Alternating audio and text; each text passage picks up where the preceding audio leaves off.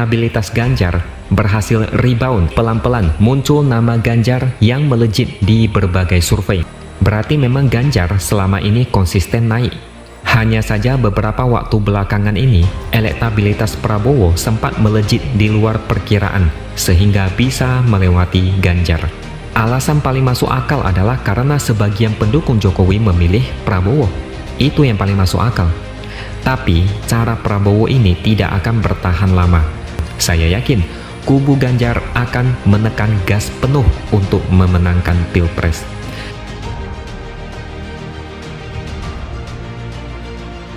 Memang terjadi Pilpres itu 2 putaran, yang kita pastikan lolos putaran pertama adalah pasangan Prabowo Gibran.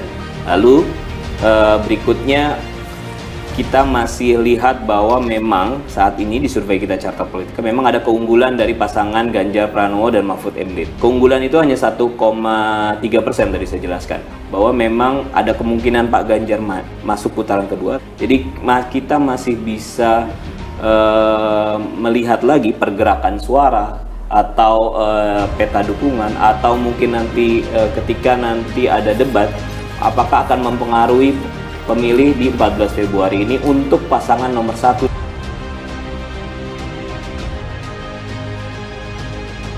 Memang potensi 1 putaran ataupun 2 putaran peluangnya masih 50-50 dalam temuan survei di awal Januari ini, dan kami melihat bahwa memang dengan waktu tersisa kurang lebih sekitar 26 hari lagi, maka dinamika elektabilitas itu masih bisa terjadi.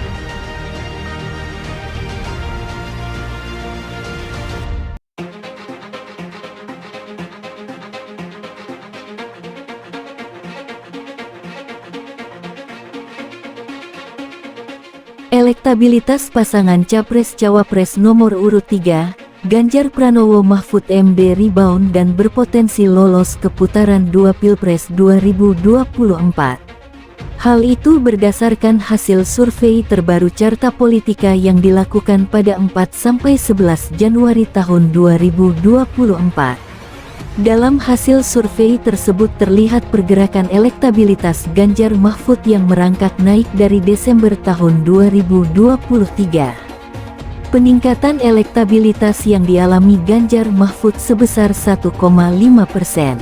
Sebelumnya, elektabilitas Ganjar Mahfud berada di angka 26,5%. Sementara untuk Januari tahun 2024, tren elektabilitas Ganjar Mahfud mengumpulkan angka 28,0%. Elektabilitas Ganjar Mahfud mengalami rebound sebesar 1,5% dibanding bulan Desember tahun 2023. Kondisi ini membuat pasangan calon nomor urut 3 memiliki peluang untuk bisa masuk ke putaran kedua, ujar Ketua Peneliti Carta Politika Nahrudin dalam keterangan resminya.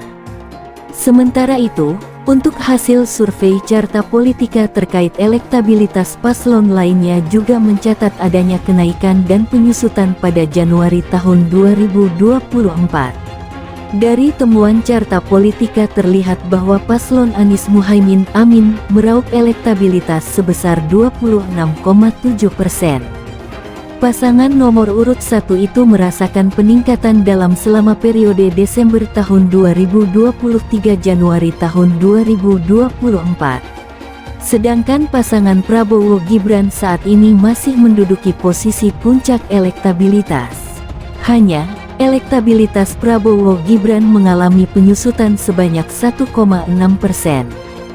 Pada Desember tahun 2023, Prabowo Gibran memiliki elektabilitas tertinggi pada angka 43,8%. Tapi untuk Januari tahun 2024, kini paslon nomor urut 2 tersebut hanya meraup elektabilitas sebesar 42,2%. Peningkatan elektabilitas pasangan Amin dan Ganjar Mahfud membuat keduanya terlihat berimbang. Kondisi ini terjadi karena adanya penurunan elektabilitas Prabowo Gibran, ungkap Nahrudin. Untuk diketahui, survei Carta Politika dilakukan dengan jumlah responden sebanyak 1.220 responden berusia 17 tahun ke atas dan menggunakan dengan metode wawancara tatap muka. Penghitungan dilakukan melalui metode sampling multistage random sampling dengan margin of error 2,82%. Responden yang belum menentukan pilihan atau tidak menjawab mencapai 3,1%.